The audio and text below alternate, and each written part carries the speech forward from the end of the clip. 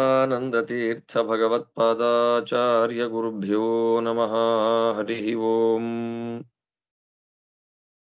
ನಾರಾಯಣಂ ಸುರಗುರುಂ ಜಗದೇಕನಾಥಂ ಭಕ್ತಪ್ರಿಯಂ ಸಕಲಲೋಕನಮಸ್ಕೃತಂ ಚ ತ್ರೈಗುಣ್ಯವರ್ಜಿತಮಜಂ ವಿಭುಮಾದ್ಯಮೀಶಂ ವಂದೇ ಭವಘ್ನಂ ಅಮರಾಸುರಸಿದ್ಧವಂದ್ಯಂ ನಾರಾಯಣಂ ನಮಸ್ಕೃತ್ಯ ನರಂ ಚೈವ ನರೋತ್ತಮಂ ದೇವೀಂ ಸರಸ್ವತೀಂ ವ್ಯಾಸಂ ತತೋ ಜಯಮುದೀರಯೇ. ಹರಿ ಓಂ. ತಪಸ್ಸಿನ ದೋಷಗಳು ಯಾವುದು ಅಂತನ್ನೋದಕ್ಕೆ 13 ನೃಶಂಸಗಳನ್ನ 12 ದೋಷಗಳನ್ನ ಹೇಳಿದರು. ತುಂಬಾ ಚೆನ್ನಾಗಿ ತಿಳಿಸಿಕೊಟ್ರು. ಕಾಮಾದಿ 12 ದೋಷಗಳು, 13 ನೃಶಂಸಗಳು, ಅದೆರಡನ್ನ ಬಿಡಬೇಕು ಅಂತ ಆದೇಶ ಮಾಡಿದ್ರು. ಅದೆಲ್ಲ ಬಿಟ್ಟು 12 ಮಹಾಗುಣಗಳನ್ನ ಅನುಸಂಧಾನ ಮಾಡಬೇಕು. ಯಾವುದು? 12 ಮಹಾಗುಣಗಳನ್ನ ಅನುಸಂಧಾನ ಮಾಡಬೇಕು. ಹಾಗಾದಾಗ ಮಾತ್ರ ಆ ತಪಸ್ಸು ಮೋಕ್ಷ ಸಾಧನೆಗೆ ಅನುಕೂಲವಾಗುತ್ತೆ. ಯಾವುದು ಆ 12 ಗುಣಗಳು? ಯಾವುದು?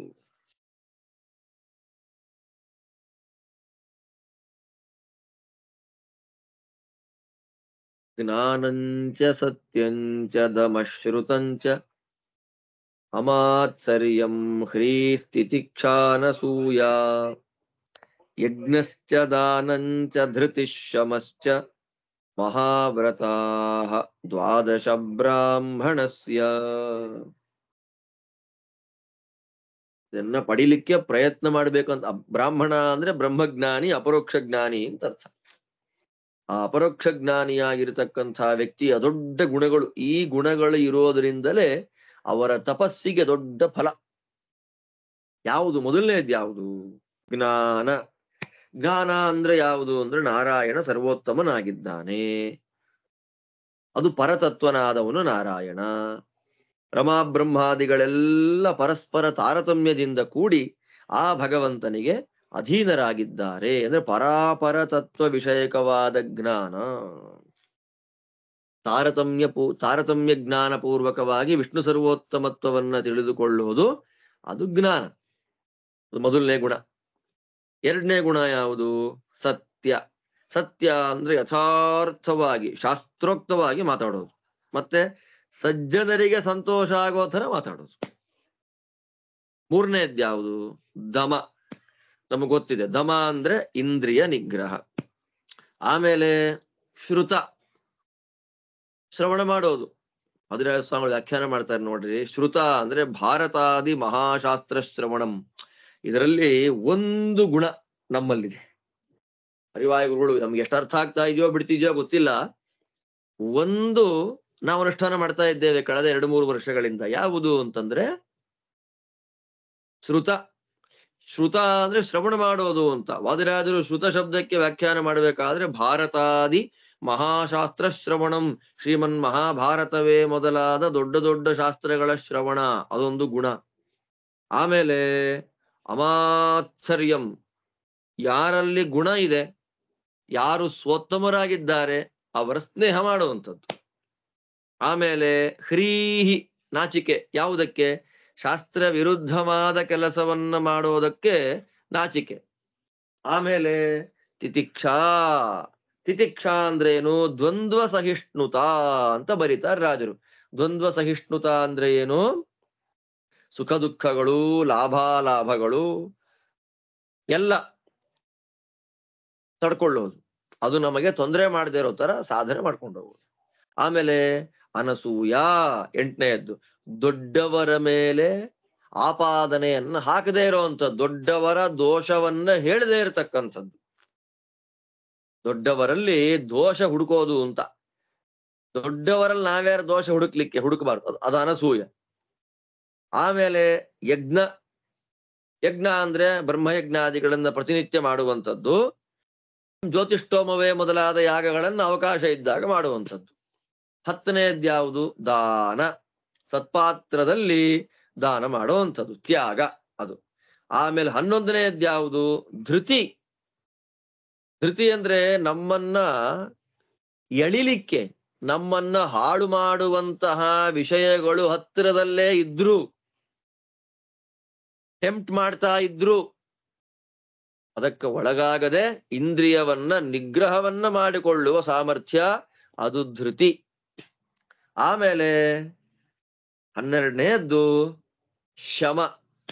ಶಮ ಅಂದ್ರೆ ಭಗವಂತನಲ್ಲಿ ಆಸಕ್ತವಾದ ಬುದ್ಧಿ, ದೇವರನ್ನ ಅನುಸಂಧಾನ ಮಾಡು. ಈ 12 ಗುಣಗಳೇನಿದೆ, ಇದು ಅಧಿಕಾರಿಯಾದ, ಮೋಕ್ಷಕ್ಕೆ ಅಧಿಕಾರಿಯಾಗಿರತಕ್ಕ ಬ್ರಾಹ್ಮಣನ ದೊಡ್ಡ ವ್ರತಗಳು, ಮೋಕ್ಷವನ್ನ ತಂದುಕೊಡುವ ಸಾಧನಗಳು. ಅದರಿಂದ ಆ ಕಾಮಾದಿ 12 ದೋಷಗಳನ್ನ ಬಿಡಬೇಕು, ಕ್ರೋಧಾದಿ 12 ದೋಷಗಳು, ವಿಕಥನ ಮೊದಲಾಗಿರತಕ್ಕ 13 ನೃಶಂಸಗಳನ್ನ ಬಿಡಬೇಕು, ಜ್ಞಾನಾದಿ 12 ಗುಣಗಳನ್ನ ಇಟ್ಕೊಳ್ಬೇಕು. ಇದು ಪುರುಷಾರ್ಥಕ್ಕೆ ಕಾರಣವಾಗುತ್ತೆ, ಮೋಕ್ಷಕ್ಕೆ ಕಾರಣವಾದ ಸಾಧನೆ.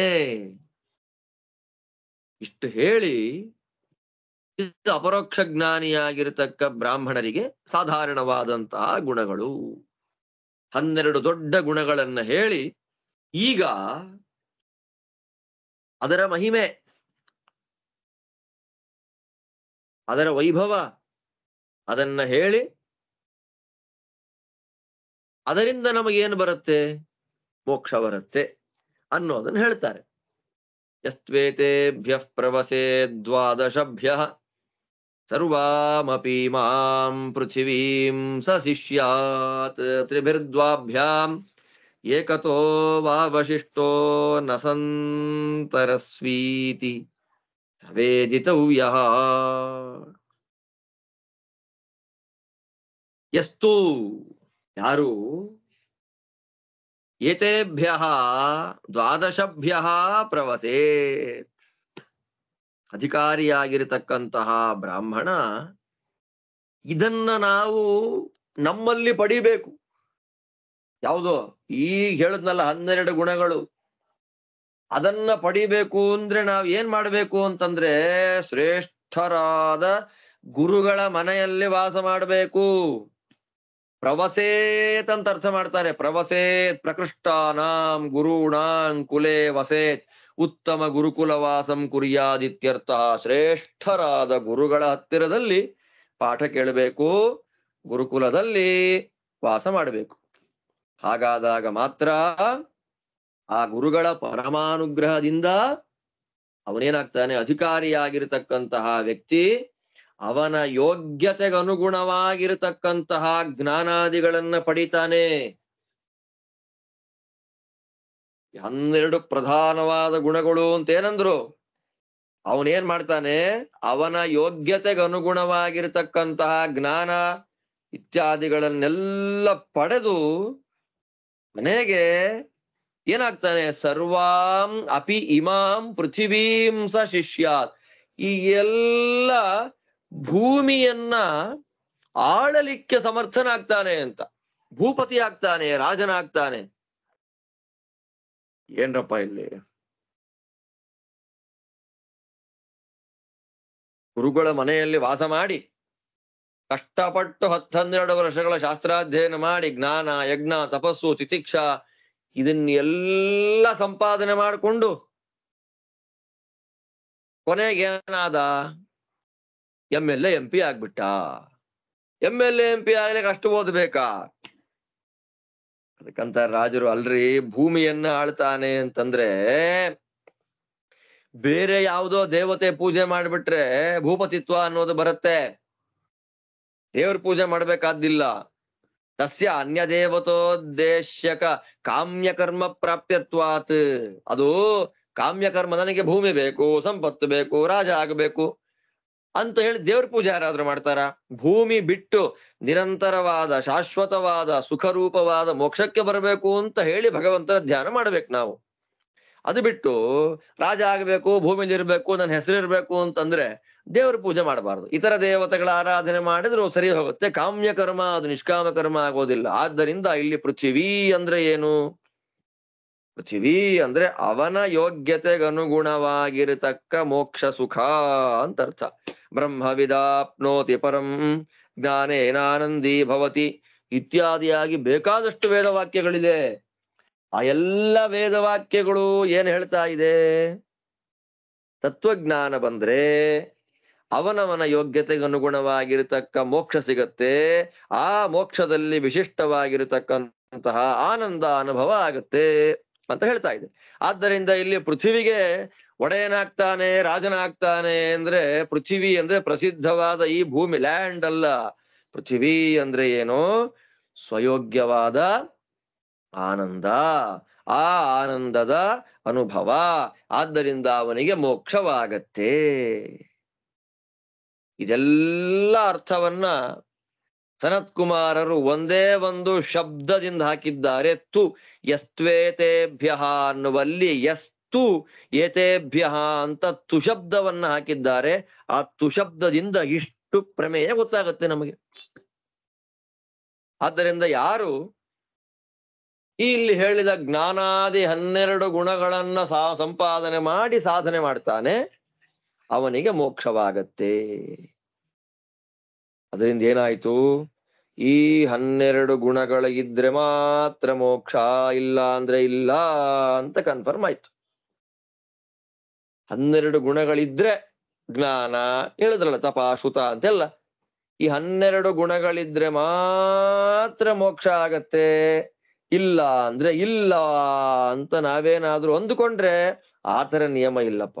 ಯಾಕೆ ಅಂದ್ರೆ ಎಲ್ಲರೂ ಒಂದೇ ರೀತಿಯಾದ ಅಧಿಕಾರಿಗಳಲ್ಲ. ಸಾಧನೆಯಲ್ಲಿ ಅಧಿಕಾರಿ ಭೇದ ಇದೆ. ಅವರವರ ಯೋಗ್ಯತೆಗೆ ಅನುಸಾರವಾಗಿ ಸಾಧನೆ ಮಾಡ್ತಾರೆ. ಕೆಲವರಿಗೆ 12, ಕೆಲವರಿಗೆ 9 ಹೇಳ್ತಾರೆ. 9 ತನಕ ಹೋಗ್ಬೇಡ್ರಪ್ಪ, ತ್ರಿಭಿಹಿ 3 ಇಟ್ಕೊಳ್ಳಿ ಅಂತಂದ್ರು.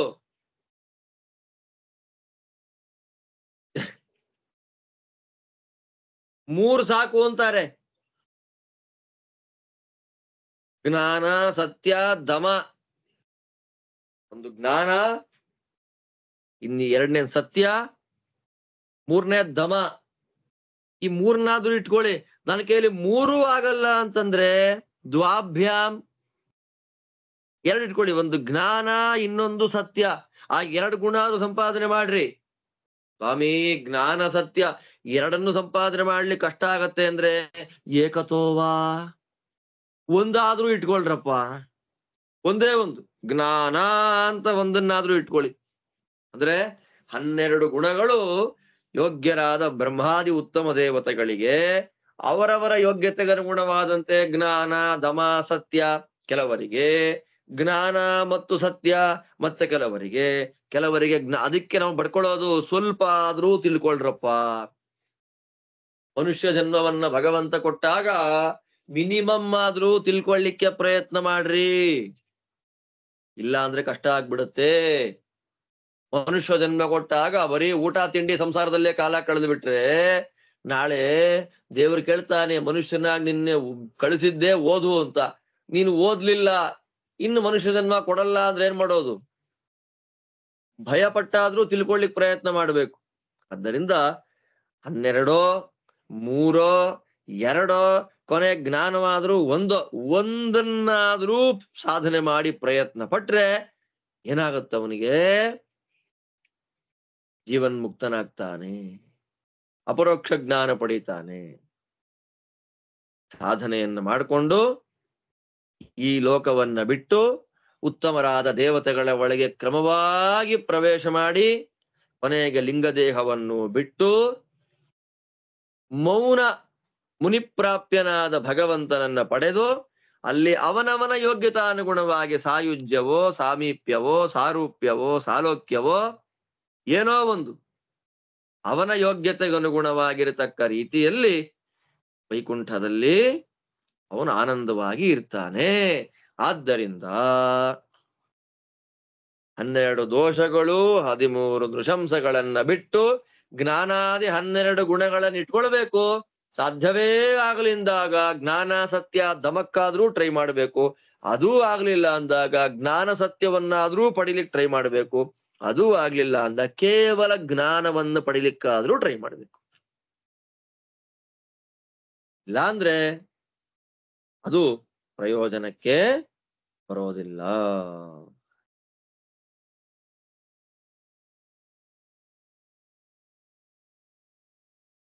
ಇಲ್ಲಿ ಹೇಳ್ತಾರೆ, ಇಷ್ಟಾಯ್ತು. ಇದ್ರ ಮೇಲೆ ದೊಡ್ಡ ಅಧಿಕಾರಿಗಳಿಗೆ 12 ಗುಣ ಕಂಪ್ಲೀಟ್ ಆಗಿರುವಂತದ್ದು ಯಾರಿಗೆ? ಮಹಾಧಿಕಾರಿ ನಿಷ್ಠ. ಅದು ದೊಡ್ಡ ಬ್ರಹ್ಮಾದಿ ದೊಡ್ಡ ದೊಡ್ಡ ಅಧಿಕಾರಿಗಳಲ್ಲಿ ಇರುವಂಥದ್ದು 12 ಗುಣ ಪೂರ್ತಿಯಾಗಿ. ಅದಾಗೋದಿಲ್ಲ ಅಂತಂದ್ರೆ ಮೂರನ್ನಾದ್ರೂ ಇಟ್ಕೊಳ್ಳಿಕ್ ಪ್ರಯತ್ನ ಮಾಡಬೇಕು. 3 ತಿಳ್ಕೊಳ್ಬೇಕು. ಅದನ್ನ 3 ಇಟ್ಕೊಂಡ್ರೆ ಜ್ಞಾನವೇ ಮೊದಲಾದ 9 ಫಾಲೋ ಮಾಡ್ಕೊಂಡ್ ಬರುತ್ತೆ. ಪ್ರಧಾನವಾಗಿ 3 ಗುಣ ಅನ್ನೋದನ್ನ ಹೇಳ್ತಾರೆ ಇಲ್ಲಿ. ದಮಸ್ತ್ಯಾಗೋ ಅಥಾ ಪ್ರಮಾದ ಏತೇಷ್ವಮೃತ ಮಾಹಿತಂ ತಾನಿ ಸತ್ಯಮುಖಾನ್ಯಾಹು ಬ್ರಾಹ್ಮಣಾನಾಂ ಮನೀಷಿಣಾಂ.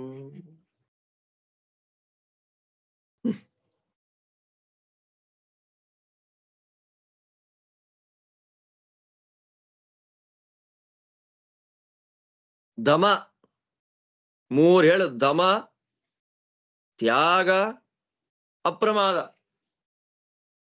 ದಮ ಅಂದ್ರೆ ಅವಾಗಲೇ ಹೇಳ್ತು, ಇಂದ್ರಿಯ ನಿಗ್ರಹ. ತ್ಯಾಗ ಅಂದ್ರೆ ಗೊತ್ತು, ದಾನ. 12 ಮಹಾಗುಣಗಳಲ್ಲಿ ಒಂದಾದ ದಾನ, ಅದು ತ್ಯಾಗ. ಇನ್ನೊಂದೇನು? ವಿಷಯದ ಮೇಲಿನ ಆಸೆಯ ತ್ಯಾಗ. 3ನೇದೇನು? ಅಪ್ರಮಾದ. ಅಪ್ರಮಾದ ಅಂದ್ರೆ ಏನು? ಭಗವಂತನಲ್ಲಿ ಶುದ್ಧವಾದ ಬುದ್ಧಿ. ಅದನ್ನೇ 12 ಗುಣಗಳಲ್ಲಿ ಒಂದಾದಂತಹ ಶಮ ಅಂತ ಇಟ್ಟಿದ್ದು. ದಮ, ತ್ಯಾಗ, ಅಪ್ರಮಾದ ರೂಪವಾದ ಶಮ. ಈ 3 ಏನು ಗುಣಗಳಿದೆ, ಈ ಗುಣಗಳಲ್ಲಿ ಭಗವಂತ ಇದ್ದಾನೆ. ಅಮೃತ ಇದೆ, ಮೋಕ್ಷ ಇದೆ. ಏನಾಯ್ತು ಇದರಿಂದ? ನಿರ್ದುಷ್ಟವಾದ ಇಂದ್ರಿಯಗಳನ್ನ ಗೆದ್ದು ವಿಷಯದಲ್ಲಿ ಆಸೆಯನ್ನ ಬಿಟ್ಟು ಭಗವಂತನಲ್ಲೇ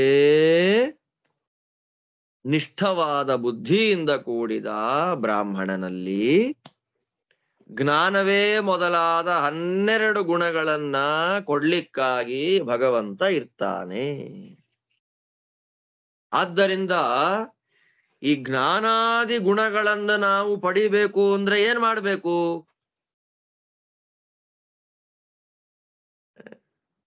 ಹನ್ನೆರಡು 13 ಬಿಡಬೇಕು, 12 ಹಿಡಿಬೇಕು. ಒಂದು ಕ್ರೋಧಾದಿ 12 ದೋಷಗಳನ್ನ ಬಿಡಬೇಕು. ವಿಕಥನಾದಿ 13 ನೃಶಂಸಗಳನ್ನ ತ್ಯಾಗ ಮಾಡಬೇಕು. ಜ್ಞಾನಾದಿ 12 ಗುಣಗಳನ್ನ ಸಾಧನೆ ಮಾಡಬೇಕು. ಆ ಜ್ಞಾನಾದಿ 12 ಗುಣಗಳು ನಮಗೆ ಬರಬೇಕು ಅಂದ್ರೆ ನಾವು ಏನ್ ಮಾಡಬೇಕು ಅಂದ್ರೆ ನಮಗೆ ದಮ, ತ್ಯಾಗ, ಅಪ್ರಮಾದ ನಮ್ಮಲ್ಲಿರ್ಬೇಕು. ಅಂದ್ರೆ ಜ್ಞಾನಾದಿ ಮಹಾಗುಣಗಳನ್ನ ನಾವು ಪಡಿಲಿಕ್ಕಾಗಿ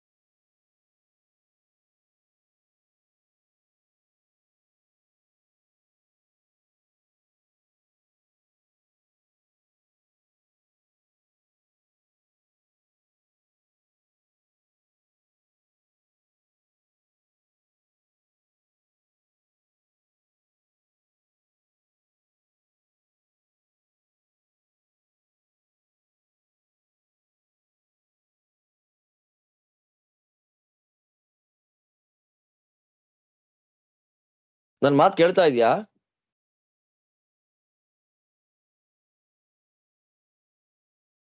ನಮಸ್ಕಾರ ಆಚಾರ್ಯ, ಕೇಳಲಿಲ್ಲ ಆಚಾರ್ಯ. ಅಲ್ಲ, ನಾನು ಯಾರು ರಿಮೂವ್ ಮಾಡಿದ್ದು? ಎಷ್ಟೊತ್ತಿಂದ ಅದು ಆಯ್ತು ಹಂಗೆ? ಒಂದ್ ಸೆಕೆಂಡ್, 1 ನಿಮಿಷ ಆಗಿರೋದು ಆಚಾರ್ಯ, ಕೇಳಿಸ್ಲಿಲ್ಲ ಆಮೇಲೆ. ಸರಿ ಸರಿ, ಓಕೆ. ಅಂದ್ರೆ ಈ 12 ಗುಣಗಳು ಏನಿದೆ, ಆ 12 ಗುಣಗಳನ್ನ ನಾವು ಪಡಿಲಿಕ್ಕೆ ಏನ್ ಮಾಡಬೇಕು?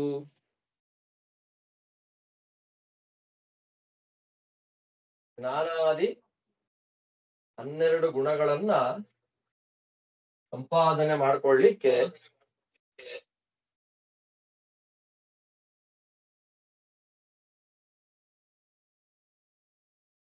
ನನ್ನನ್ನು ರಿಮೂವ್ ಮಾಡ್ರಿ ಯಾರ ಇದರಿಂದ.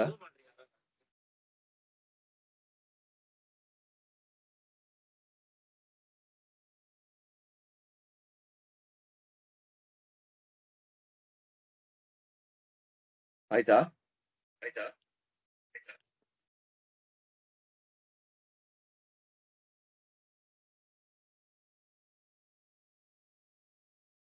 ರಿಮೂವ್ ಮಾಡ್ಬಿಡ ನನ್ನ.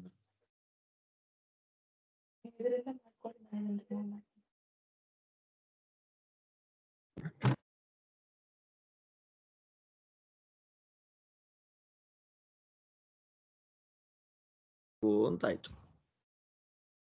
ಜ್ಞಾನಾದಿ 12 ಗುಣಗಳನ್ನ ಸಂಪಾದನೆ ಮಾಡ್ಲಿಕ್ಕಾಗಿ ಏನ್ ಮಾಡ್ಬೇಕು? ಜ್ಞಾನಾದಿ 12 ಗುಣಗಳನ್ನು ಸಂಪಾದನೆ ಮಾಡ್ಲೇಬೇಕು ಅಂದ್ರು. ಅದು ಹೇಗ್ ಸಂಪಾದನೆ ಮಾಡೋದು ಅಂತಂದ್ರೆ, ಸನತ್ ಕುಮಾರ್ ಏನ್ ಹೇಳ್ತಾರೆ, 3 ಗುಣ ಇರಬೇಕು. ಒಂದು ದಮ, ಇಂದ್ರಿಯ ನಿಗ್ರಹ ಇರಬೇಕು. ತ್ಯಾಗ, ದಾನ ಅಂತ ಒಂದು. ವಿಷಯಗಳ ಮೇಲಿನ ಆಸೆಯನ್ನ ಬಿಡೋದು ಅಂತ ಒಂದು, ಅದು ತ್ಯಾಗ. 3ನೇದು ಅಪ್ರಮಾದ. ಅಪ್ರಮಾದ ಅಂದ್ರೆ ಏನು? ಭಗವಂತನನ್ನ ಮರೀದೇ ಇರೋದು, ಅನ್ಯಥಾ ಜ್ಞಾನವನ್ನ ಬಿಡೋದು, ಶಾಸ್ತ್ರಗಳ ಅಭ್ಯಾಸವನ್ನ ಮಾಡೋದು, ವೈರಾಗ್ಯ ಇಟ್ಕೊಳ್ಳುವಂಥದ್ದು, ಯಾವಾಗಲೂ ಪ್ರಯತ್ನ ಪಟ್ಟು ಶಾಸ್ತ್ರ ಶ್ರವಣ ಮಾಡೋದು, ನಿಷಿದ್ಧ ಕರ್ಮಗಳನ್ನ ಆದಷ್ಟು ಬಿಡೋದು, ಆದಷ್ಟು ಶಾಸ್ತ್ರೋಕ್ತವಾದ ಕರ್ಮಗಳನ್ನ ಮಾಡೋದು. ಇಷ್ಟನ್ನ ಅಪ್ರಮಾದ ಅಂತ ಕರೀತಾರೆ. ಆ ಅಪ್ರಮಾದವನ್ನೇ ಶಮ, ದಮ, ತ್ಯಾಗ, ಅಪ್ರಮಾದ ಅಥವಾ ಶಮ, ಈ 3 ಗುಣಗಳನ್ನ ನಾವು ಸಂಪಾದನೆ ಮಾಡ್ಕೊಂಡ್ಬಿಟ್ರೆ, ಈ 3 ಗುಣಗಳು ನಮ್ಮಲ್ಲಿ ಬಂದು ಸೇರ್ಕೊಂಡ್ಬಿಟ್ರೆ ಏನಾಗುತ್ತೆ? ಆಟೋಮೆಟಿಕ್ ಆಗಿ ನಮಗೆ ಜ್ಞಾನಾದಿ 12 ಗುಣಗಳು ಬಂದ್ಬಿಡುತ್ತೆ. ಅದಕ್ಕೆ ಧೃತರಾಷ್ಟ್ರ ಕೇಳ್ತಾನೆ, ಸ್ವಾಮಿ ದಮಾದಿಗಳನ್ನ ಪಡೆಯೋದು ಹೆಂಗೆ? ಜ್ಞಾನಾದಿಗಳನ್ನ ಪಡಿಲಿಕ್ಕೆ ದಮಾದಿ 3 ಗುಣಗಳನ್ನ, ಧಮ, ತ್ಯಾಗ, ಅಪ್ರಮಾದ, ಅದನ್ನ ಸಂಪಾದನೆ ಮಾಡಬೇಕು ಅಂತಂದ್ರಿ. ಇದನ್ನ ಸಂಪಾದನೆ ಮಾಡೋದು ಹೆಂಗೆ? ಜ್ಞಾನಾದಿಗಳಿಗೆ ಸಾಧನ ದಮಾದಿಗಳು, ದಮಾದಿಗಳಿಗೆ ಸಾಧನ ಯಾವುದು? ಅದಕ್ಕೆ ಉತ್ತರ ಕೊಡ್ತಾರೆ, ತಾನಿ ಸತ್ಯಮುಖಾನ್ಯಾಹುಹು. ಜ್ಞಾನಿಗಳು ಹೇಳ್ತಾರೆ, ಬ್ರಾಹ್ಮಣಾಹ ವೇದಶಾಸ್ತ್ರಗಳನ್ನ ಚೆನ್ನಾಗಿ ಅಧ್ಯಯನ ಮಾಡಿ ಶಾಸ್ತ್ರ ಸಂಪನ್ನರಾಗಿರ್ತಕ್ಕಂತಹ ಜ್ಞಾನಿಗಳು ಅಂತ ಯಾರಿದ್ದಾರೆ ಬ್ರಾಹ್ಮಣರು, ಅವ್ರು ಏನ್ ಹೇಳ್ತಾರೆ, ಜ್ಞಾನಾದಿಗಳನ್ನ ಪಡಿಲಿಕ್ಕೆ ದಮಾದಿ 3 ಗುಣಗಳ ಸಂಪಾದನೆ ಮಾಡಬೇಕು. ದಮಾದಿ 3 ಗುಣಗಳನ್ನ ಸಂಪಾದನೆ ಮಾಡಕ್ಕೆ ಏನ್ ಮಾಡಬೇಕು ಅಂದ್ರೆ ಸತ್ಯಮುಖಾನ್ಯಾಹುಹು, ಸತ್ಯ. ಸತ್ಯ ಅಂದ್ರೆ ಏನು? ಸ್ವೋತ್ತಮರಾಗಿರತಕ್ಕಂತಹ ಸಜ್ಜನರಿಗೆ ಅನುಕೂಲ ಆಗುವಂತೆ ನಾವು ಇದ್ದು, ಅಂದ್ರೆ ದೊಡ್ಡವರ, ಸ್ವೋತ್ತಮರ, ಜ್ಞಾನಿಗಳ ಸೇವೆಯನ್ನ ಮಾಡಬೇಕು. ಆ ಜ್ಞಾನಿಗಳ ಸೇವೆಯನ್ನ ಮಾಡಿದ್ರೆ ಅವರು ನಮಗ ಅನುಗ್ರಹ ಮಾಡ್ತಾರೆ. ಅವರು ಮಾಡಿದ ಅನುಗ್ರಹದಿಂದಲೇ ದಮ, ತ್ಯಾಗ, ಅಪ್ರಮಾದ ನಮಗೆ ಬರುತ್ತೆ. ಆದ್ದರಿಂದ ಜ್ಞಾನಕ್ಕೆ ಸಾಧನ ಯಾವುದು? ತಪಸ್ಸು ಮಾಡಬೇಕು ಅಂದ್ರು. ತಪಸ್ಸಿಗೆ ಶ್ರೇಷ್ಠವಾದ ಫಲ ಯಾವುದರಿಂದ ಬರುತ್ತೆ ಅಂತಂದ್ರೆ, ತಪಸ್ಸಿಗೆ ಶ್ರೇಷ್ಠವಾದ ಫಲ ಬರುವುದು ತಪಸ್ಸಿನಲ್ಲಿರುವ ಕಲ್ಮಶಗಳನ್ನ ಬಿಟ್ಟಾಗ. ತಪಸ್ಸಿನಲ್ಲಿರುವ ಕಲ್ಮಶಗಳು ಅಂದ್ರೆ ಯಾವುದು? ಒಂದು ಇದಕ್ಕೆ ಕ್ರೋಧಾದಿ 12 ದೋಷಗಳು, ವಿಕಥನಾದಿ 13 ನೃಶಂಸಗಳನ್ನು ನೆನ್ನೆ ಹೇಳಿದ್ರು. ಅದು ಬಿಟ್ಟ ಮೇಲೆ ಜ್ಞಾನಾದಿ 12 ಸಂಪಾದನೆ ಮಾಡ್ಕೊಳ್ಬೇಕು ಅಂದ್ರು. ಆ ಜ್ಞಾನಾದಿ 12 ಎಲ್ರಿಗೂ ಸಂಪಾದನೆ ಮಾಡಕ್ಕಾಗಲ್ಲ. 3, 2, 1 ಅದು ಹೇಗೆ ಬರುತ್ತೆ ನಮಗೆ ಅಂದ್ರೆ ಧಮಾದಿಗಳನ್ನ ಫಸ್ಟ್ ಸಂಪಾದನೆ ಮಾಡ್ರಿ ಅಂದ್ರು. ಆ ಧಮಾದಿಗಳನ್ನ ಸಂಪಾದನೆ ಮಾಡೋದು ಹೆಂಗೆ ಅಂದ್ರೆ ದೊಡ್ಡವರ ಸೇವೆಯಿಂದ. ಸತ್ಸೇವಾ ಏವ ಸಾಧನಂ ಅಂತ ರಾಜರು ಬರೀತಾರೆ. ಸತ್ಸೇವಾ ದೊಡ್ಡವರ ಜ್ಞಾನಿ, ಅದಕ್ಕೆ ಭಾಗವತ ಹೇಳಿದ್ದು ಮಹತ್ಸೇವಾಂ ದ್ವಾರಮಾಹುರ್ ವಿಮುಕ್ತೇಹೇ. ದೊಡ್ಡವರ ಸೇವೆ ಮಾಡಿದ್ರೆ ದೊಡ್ಡವರ ಅನುಗ್ರಹದಿಂದ ದಮ ತ್ಯಾಗ ಅಪ್ರಮಾದ ಬರುತ್ತೆ. ದಮ ತ್ಯಾಗ ಅಪ್ರಮಾದಗಳು ನಮಗೇನಾದ್ರೂ ಬಂತು ಅಂತಂದ್ರೆ ಆ ಮುಖಾಂತರವಾಗಿ ನಮ್ಮ ಯೋಗ್ಯತೆಗೆ ಅನುಗುಣವಾಗಿ ಜ್ಞಾನಾದಿ 12 ಗುಣಗಳಲ್ಲಿ ನಮ್ಮ ಯೋಗ್ಯತೆಗೆ ಎಷ್ಟೋ ಅಷ್ಟು ಬರುತ್ತೆ. ಅದು ಬಂತು ಅಂತಂದ್ರೆ ಕ್ರೋಧಾದಿ 12 ದೋಷಗಳು, ವಿಕಥನಾದಿ 13 ದೃಶಂಸಗಳು ಹೋಗ್ಬಿಡತ್ತೆ. ಆಗ ನಾವು ಮಾಡುವ ಆಚಾರ ಅನುಷ್ಠಾನ ಎಲ್ಲ ಶುದ್ಧವಾಗತ್ತೆ. ಅದರಿಂದ ಮನಸ್ಸು ಅಂತಃಕರಣ ಶುದ್ಧಿ, ಅಂತಃಕರಣ ಶುದ್ಧಿಯಿಂದ ಜ್ಞಾನ ಪ್ರಾಪ್ತಿ, ಜ್ಞಾನ ಪ್ರಾಪ್ತಿಯಿಂದ ಅಪರೋಕ್ಷ ಜ್ಞಾನ, ಆತ್ಮಾಪರೋಕ್ಷ, ಅಲ್ಲಿಂದ ಬಿಂಬಾಪರೋಕ್ಷ, ಅಲ್ಲಿಂದ ಪ್ರಾರಬ್ಧ ಕರ್ಮ ಮಾತ್ರ ಉಳಿಯುತ್ತೆ. ಪ್ರಾರಬ್ಧ ಕರ್ಮ ಮಾತ್ರ ಉಳಿಸ್ಕೊಂಡು ಚರ್ಮದೇಹವನ್ನು ತ್ಯಾಗ ಮಾಡಿ ಉತ್ತಮ ದೇವತೆಗಳ ಮೂಲಕ ಬ್ರಹ್ಮದೇವರಲ್ಲಿ ಪ್ರವೇಶ, ಅಲ್ಲಿಂದ ಕೊನೆಗೆ ಲಿಂಗದೇಹ ಭಂಗವನ್ನ ಮಾಡಿಕೊಂಡು ಮೋಕ್ಷಕ್ಕೆ ಎಂಟ್ರಿ. ಆದ್ದರಿಂದ ಎಲ್ಲಕ್ಕೂ ಮುಖ್ಯವಾದದ್ದು ಯಾವುದು? ಜ್ಞಾನಿಗಳ ಸೇವೆ. ಆ ಜ್ಞಾನಿಗಳ ಸೇವೆಯನ್ನು ಮಾಡೋದ್ರಿಂದ ಇಷ್ಟು ಶ್ರೇಷ್ಠವಾಗಿರತಕ್ಕಂತಹ ಒಂದು ಫಲ ಬರುತ್ತೆ ನೋಡಪ್ಪ ಅಂತ ಹೇಳಿ ಸನತ್ ಕುಮಾರರು ತುಂಬಾ ಸುಂದರವಾಗಿ ಧೃತರಾಷ್ಟ್ರನಿಗೆ ಈ ತತ್ವಗಳನ್ನೆಲ್ಲ ನಿರೂಪಣೆ ಮಾಡ್ತಾರೆ. ಅದಾದ ಮೇಲೆ ಇನ್ನೇನಾಯ್ತು?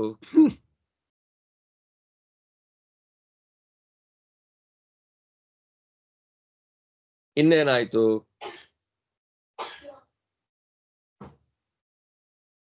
ದಮ, ತ್ಯಾಗ, ಆಮೇಲೆ ಅಪ್ರಮಾದ, ಈ ಮೂರನ್ನು ತಿಳ್ಕೊಂಡು ಚೆನ್ನಾಗಿ ಅನುಷ್ಠಾನ ಮಾಡ್ಬೇಕಲ್ಲ ನಾವು. ತಪಸ್ಸಿಗೆ ದೋಷಗಳನ್ನ ಹೇಳಿದ್ದಾಯ್ತು. ಈಗ ದಮಾದಿಗಳಿಗೂ ದೋಷವನ್ನ ಹೇಳ್ತಾರೆ. ಅಂದ್ರೆ ಮಾಡೋದನ್ನ ಪರ್ಫೆಕ್ಟ್ ಆಗಿ ಮಾಡಬೇಕು, ನಿರ್ದುಷ್ಟವಾಗಿ ಮಾಡಬೇಕು. ದಮ ಇದೆ ಅನ್ಕೊಂಡು ಇಂದ್ರಿಯ ನಿಗ್ರಹ ಅಂತ ಮಾಡ್ಕೊಂಡು ದೇವ್ರ ಪೂಜೆ ಮಾಡುವಾಗ ಮಾತ್ರ ಇಂದ್ರಿಯ ನಿಗ್ರಹ, ಆಮೇಲೆ ಸಿಕ್ಕಿದ್ದೆಲ್ಲ ಬೀದಿಗೆ ಹೋದಾಗೆಲ್ಲ ತಿಂತೀನಿ ಅಂತಂದ್ರೆ ಆಗೋದಿಲ್ಲ. ನಿರ್ದುಷ್ಟವಾಗಿರ್ಬೇಕು. ದಮ, ತ್ಯಾಗ, ಅಪ್ರಮಾದ ಅದೆಲ್ಲ ಪರ್ಫೆಕ್ಟ್ ಆಗಿ ನಿರ್ದುಷ್ಟವಾಗಿದ್ದಾಗ ಮಾತ್ರ ಅದೇನಾಗತ್ತೆ, ಅದು ಮೋಕ್ಷಕ್ಕೆ ಕಾರಣ ಆಗತ್ತೆ. ಇಲ್ಲ ಅಂದ್ರೆ ಇಲ್ಲ ಅನ್ನೋದನ್ನ ಹೇಳಲಿಕ್ಕಾಗಿ ದಮಾದಿಗಳನ್ನು ನಿರ್ದುಷ್ಟವಾಗಿ ನಾವು ಅನುಷ್ಠಾನ ಮಾಡ್ಲಿಕ್ಕೆ ಅನುಕೂಲ ಆಗುವಂತೆ ದಮಾದಿಗಳ ದೋಷವನ್ನ ಇಲ್ಲಿ ಹೇಳ್ತಾರೆ.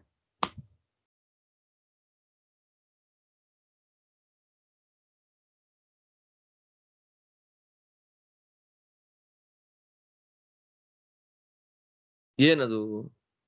ದಮೋಷ್ಟಾದಶ ದೋಷ ಸ್ಯಾತ್, ತ್ಯಾಗೋ ಭವತಿ ಷಡ್ಗುಣಃ, ದೋಷತ್ಯಾಗೋ ಅಪ್ರಮಾದ ಸ್ಯಾತ್, ಸಚಾಪ್ಯಷ್ಟಗುಣೋ ಮತಃ.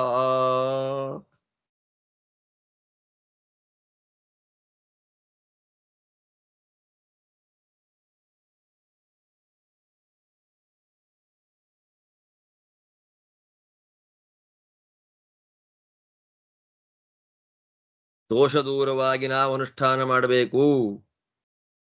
ದೋಷ ದೂರವಾಗಿರ್ಬೇಕು ಅಂದ್ರೆ ಮಾಡುವ ಕರ್ಮಗಳನ್ನ ಆದಷ್ಟು ಶುದ್ಧವಾಗಿ ಮಾಡಬೇಕು, ತಪ್ಪಿರಬಾರ್ದು. ಅದರಲ್ಲಿ ಏನಾಗಿದೆ, ದಮಕ್ಕೆ 18 ದೋಷ ಇದೆ. ಆ ದೋಷಗಳನ್ನ ಬಿಟ್ಟು ಇಂದ್ರಿಯ ನಿಗ್ರಹವನ್ನ ಮಾಡಬೇಕು. ಆಮೇಲೆ ತ್ಯಾಗ ಅಂತಂದ್ವಿ, ಸಜ್ಜನರಿಗೆ ಸತ್ಪಾತ್ರ ಕೊಡೋದು ಅಂದ್ವಲ್ಲ, ಅದು 6 ಗುಣಗಳಿಂದ ಕೂಡಿದೆಯಂತೆ. ದಮಕ್ಕಿರುವ ದೋಷ ಎಷ್ಟು? 18. ಆ 18 ದೋಷಗಳನ್ನ ಬಿಟ್ಟು ದಮಾಚರಣೆಯನ್ನ ಮಾಡಬೇಕು, ಇಂದ್ರಿಯ ನಿಗ್ರಹವನ್ನು ಮಾಡ್ಕೋಬೇಕು. ಇನ್ನು ಸತ್ಪಾತ್ರರಲ್ಲಿ ತ್ಯಾಗ, ದಾನ ಅಂತ ಬಂತಲ್ಲ, ತ್ಯಾಗ ಅದು 6 ಗುಣಗಳಿಂದ ಕೂಡಿದೆ. ಆಮೇಲೆ ಅಪ್ರಮಾದ. ಅಪ್ರಮಾದ ಅಂದ್ರೆ ಏನು? ದೋಷಗಳನ್ನು ಬಿಡೋದು ಅಂತ. ಅಪ್ರಮಾದೋ ದೋಷ ತ್ಯಾಗ ಸ್ಯಾತ್. ಅಪ್ರಮಾದ ಅಂದ್ರೆ ಏನು? ದೋಷಗಳ ತ್ಯಾಗ ಅಂತ. ಅದು 8 ಗುಣದಿಂದ ಕೂಡಿದೆ. ಅದೇನು ಅಂತ ನಿಧಾನವಾಗಿ ವಿಸ್ತಾರ ಮಾಡಿ ಹೇಳ್ತಾರೆ. ದಮದ ದೋಷಗಳು 18, ತ್ಯಾಗದ ಗುಣಗಳು ಎಷ್ಟು? 6. ಅದಾದ್ಮೇಲೆ ಅಪ್ರಮಾದ ಅಂದ್ರೆ ದೋಷಗಳ ತ್ಯಾಗ, ಅದು 8 ಗುಣಗಳಿಂದ ಕೂಡಿದೆ. ಯಾವ್ಯಾವುದು? ಅನೃತಂ ಪೈಶುಣಂ ತೃಷ್ಣ, ಪ್ರಾತಿಕೂಲ್ಯಂ ತಮೋರತಿ, ಲೋಕದ್ವೇಷೋತಿಮಾನಶ್ಚ, ವಿವಾದಃ ಪ್ರಾಣಿಪೀಡನಂ, ಪರಿವಾದೋ ಅತಿವಾದಶ್ಚ, ಪರಿತಾಪೋ ಕ್ಷಮಾ ಅಧೃತಿ, ಅಸಂಧಿ ಪಾಪಕೃತ್ಯಂಚ, ಹಿಂಸಾ ಚೇತಿ ಪ್ರಕೀರ್ತಿತಾಃ.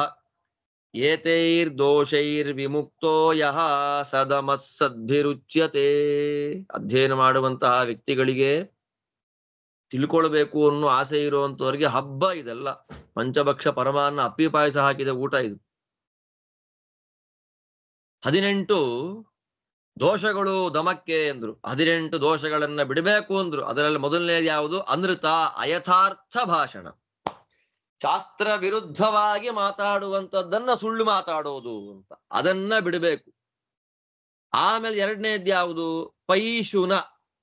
ಪೈಶುನ ಅಂತಂದ್ರೆ ಬೇರೆಯವರಲ್ಲಿ ದೋಷ ಹೇಳ್ತಾ 24 ಗಂಟೆ ಬೇರೆಯವರಲ್ಲಿ 24 ಗಂಟೆ ಬೇರೆಯವರಲ್ಲಿ ದೋಷ ಹೇಳ್ತಾ ಕೂತಿರೋದು. ಅದನ್ನ ಏನ್ ಕರೀತಾರೆ? ಪೈಶುನ. ಮೂರನೇದ್ದೇನು? ತೃಷ್ಣ. ತೃಷ್ಣ ಅಂದ್ರೆ ವಿಷಯಗಳ ಮೇಲಿನ ಆಸೆ.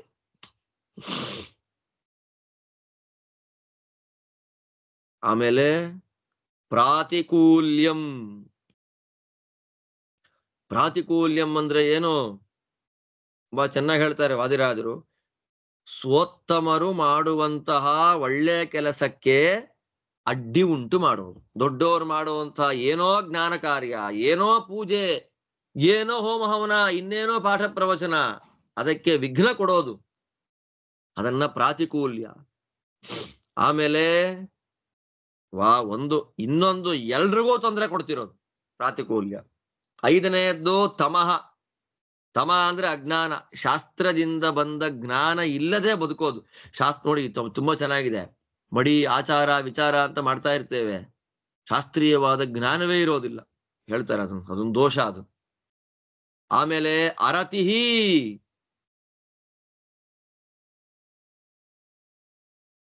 ದೇವರು ಎಷ್ಟು ಕೊಡ್ತಾನೋ ಅಷ್ಟ್ರಲ್ಲಿ ಜೀವನ ಮಾಡ್ಕೊಂಡಿರೋಣ ಅನ್ನೋ ಬುದ್ಧಿ ಇಲ್ಲ. ಬೇಕು ಬೇಕು ಬೇಕು ಬೇಕು, ಸರ್ವತ್ರ ಅನಲಂ ಬುದ್ಧಿ ಅಂತ. ಸಾಕು ಅಂತ ಅನ್ಸೋದೇ ಇಲ್ಲ. ಎಷ್ಟು ಸಿಕ್ಕಿದ್ರೂ ಬೇಕು ಅನ್ನೋ ಆಸೆ, ಅದು ಅರತಿ. 6ನೇದು. 7ನೇದು ಹೇಳ್ತಾರೆ ಲೋಕದ್ವೇಷ ಅಂತ. ಲೋಕ ಅಂದ್ರೆ ಜ್ಞಾನಿಗಳು ಅಂತ. ಸ್ವೋತ್ತಮರಾದ ಜ್ಞಾನಿಗಳನ್ನ ದ್ವೇಷ ಮಾಡೋದು.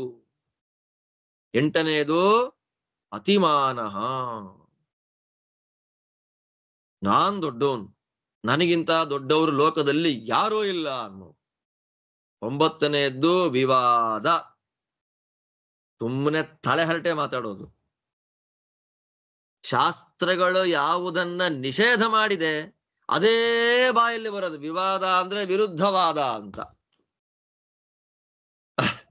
ವಿರುದ್ಧವಾದ, ಶಾಸ್ತ್ರ ವಿರುದ್ಧವಾಗಿ ಮಾತಾಡೋದು. ಅಥವಾ ಜ್ಞಾನಿಗಳ ಜೊತೆಯಲ್ಲಿ ವಿತಂಡ, ತಲೆಹರಟೆ ಮಾಡೋದು. ತತ್ವ ತಿಳ್ಕೊಳ್ಬೇಕು ಅನ್ನೋ ಆಸೆ ಇಲ್ಲ, ಜ್ಞಾನಿಗಳೇ ಟೈಮ್ ಪಾಸ್ ಮಾಡ್ಬೇಕಲ್ಲ, ಅದಕ್ಕೆ ಜ್ಞಾನಿಗಳನ್ನ ಹಿಡ್ಕೊಂಡು ತಲೆಹರಟೆ ಮಾತಾಡ್ತಾ ಇರೋದು. ಅದು ವಿವಾದ, ಅದು ಬಿಡ್ಬೇಕು. 9ನೇದು. 10ನೇದು ಪ್ರಾಣಿ ಪೀಡನಂ. ನಮ್ಮ ಕುಟುಂಬವನ್ನ ಚೆನ್ನಾಗಿ ಕಾಪಾಡ್ಕೊಳ್ಬೇಕು ಅಂತ ಬೇರೆಯವರಿಗೆ ತೊಂದರೆ ಕೊಡೋದು.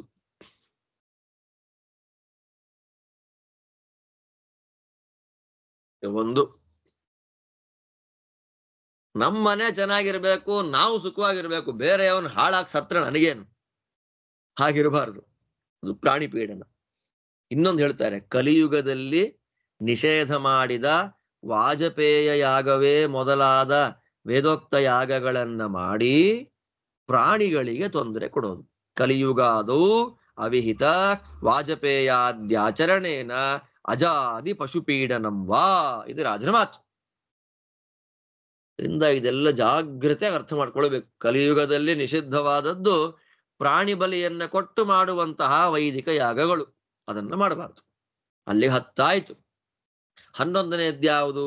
ಪರಿವಾದ, ದೊಡ್ಡವರನ್ನ ನಿಂದೆ ಮಾಡೋದು, ಊರ್ನವ್ರನ್ನೆಲ್ಲ ಬೈತಾ ಇರೋದು, ಅದನ್ನ ಪರಿವಾದ.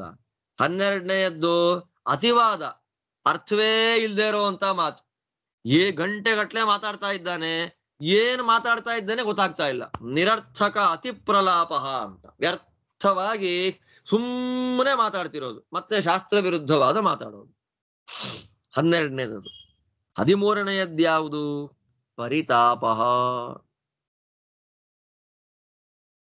ಸುಮ್ಮನೆ ದುಃಖ ಪಡ್ತಾ ಇರೋದು.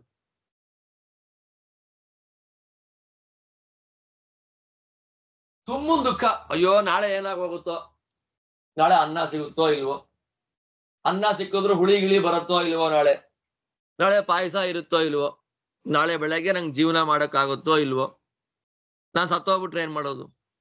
ಚೆನ್ನಾಗಿದೆ ನೋಡಿ, ಇದೆಲ್ಲ ದೋಷಗಳಿದೆಲ್ಲ.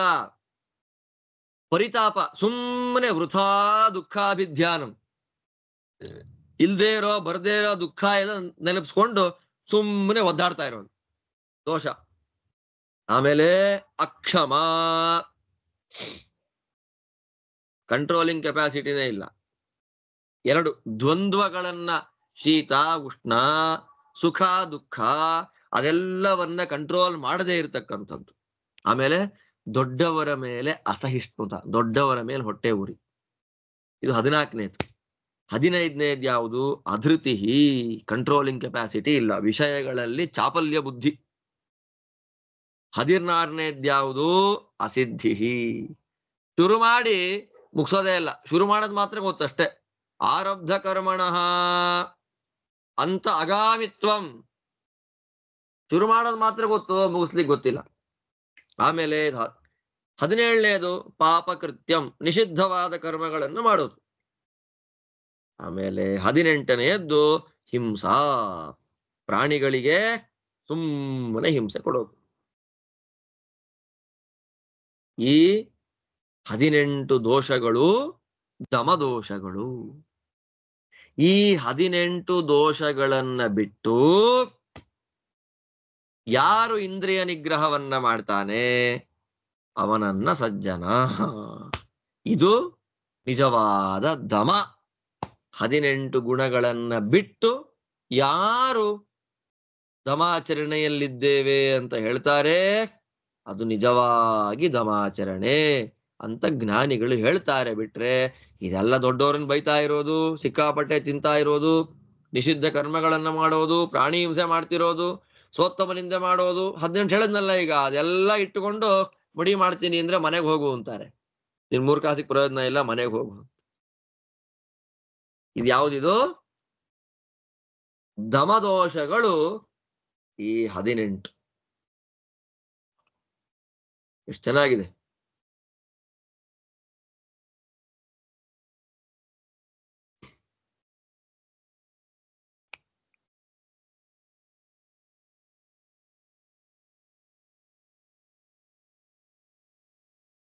ವಿಪರ್ಯಯಾತ್ ಸ್ಮೃತಾಃ ಏತೆ ಶಮದೋಷಾಃ ಉದಾಹೃತಾಃ ದೋಷಾ ದಮಸ್ಯ ಯೇ ಪ್ರೋಕ್ತಾಃ ತಾನ್ ದೋಷಾನ್ ಪರಿವರ್ತಯೇ.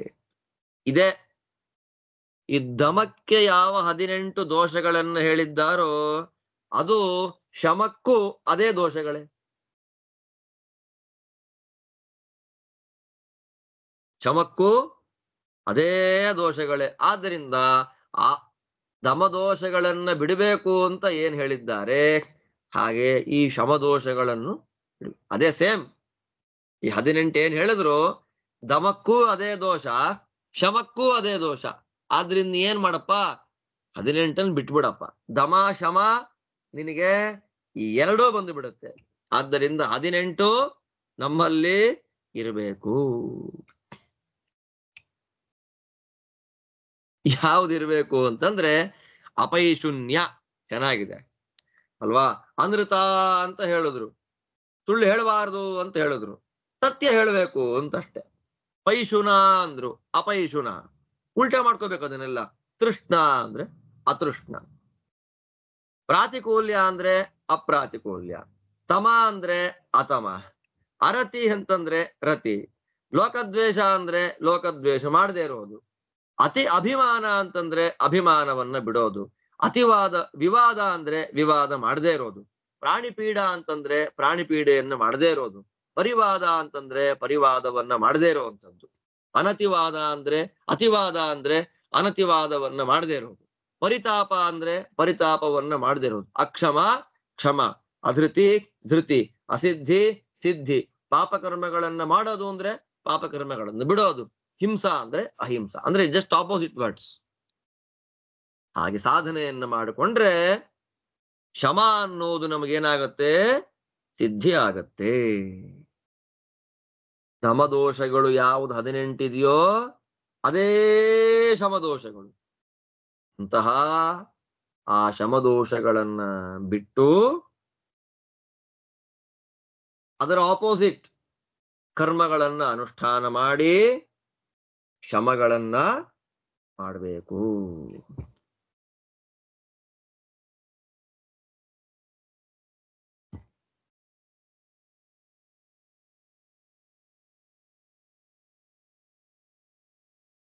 ಈ ಪ್ರಕಾರವಾಗಿ ದಮ ಶಮ, ಶಮ ಅಂದ್ರೆ ಅಪ್ರಮಾದ ಅಂತ ಅರ್ಥ. ದಮದ ದೋಷಗಳೇ ಅಪ್ರಮಾದ ಅರ್ಥಾತ್ ಶಮದ ದೋಷಗಳು. ಅದನ್ನ ಹೇಳಿ ಆ 18 ದೋಷಗಳೇ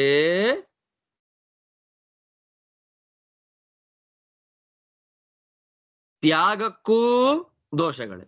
3ಕ್ಕೂ 18 ಆಸ್ ಇಟ್ ಈಸ್. ದಮ, ಅಪ್ರಮಾದ ಅಥವಾ ಶಮ, ಆಮೇಲೆ ತ್ಯಾಗ. ಈ 3ಕ್ಕೂ ಕೂಡ 18 ದೋಷಗಳು ಸಮಾನ, ಕಾಮನ್. ಆದ್ದರಿಂದ ಅದನ್ನ ಬಿಡಬೇಕು. ಅದನ್ನ ಬಿಟ್ಟು ಏನ್ ಮಾಡಬೇಕು? ಗಟ್ಟಿಯಾಗಿ ಹಿಡಿಬೇಕು. ಯಾವುದನ್ನ? 18 ದೋಷಗಳಿಗೆ ವಿರುದ್ಧವಾದ ಗುಣಗಳು ಅಂತ ನಾ ಹೇಳದ್ನಲ್ಲ ಈಗ, ಅದನ್ನೇ ಗಟ್ಟಿಯಾಗಿ ಅದನ್ನ ಹಿಡಿದು ಸಾಧನೆಯನ್ನ ಮಾಡಬೇಕು.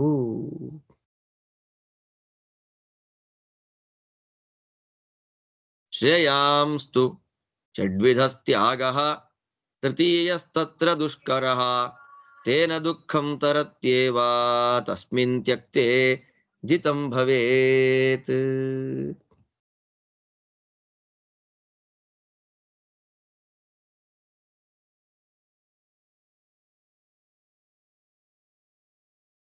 ತ್ಯಾಗ ಅಂದ್ರೆ ಯಾವುದು? ಪ್ರಧಾನವಾದ ತ್ಯಾಗ ಯಾವುದು? ತ್ಯಾಗ ಬಿಡಬೇಕು, ತ್ಯಾಗ ಮಾಡಬೇಕು ಅಂದ್ರಲ್ಲ, ಯಾವುದು ಪ್ರಧಾನವಾದ ತ್ಯಾಗ? ಯಾವುದು?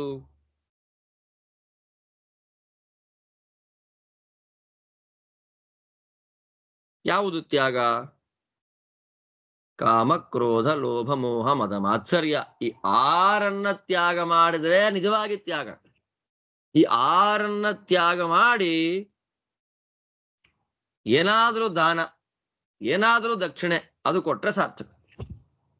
ಇಲ್ಲ ಅಂದ್ರೆ ಅದು ಖಂಡಿತವಾಗಲು ತ್ಯಾಗವಾಗುವುದಿಲ್ಲ ಅನ್ನೋದನ್ನ ಮದಿರಾಜ ಸ್ವಾಮಿಗಳು ಸನತ್ ಕುಮಾರರ ಮಾತಿಗೆ ವ್ಯಾಖ್ಯಾನ ರೂಪದಲ್ಲಿ ವಿಶೇಷವಾಗಿ ತಿಳಿಸಿಕೊಡ್ತಾರೆ.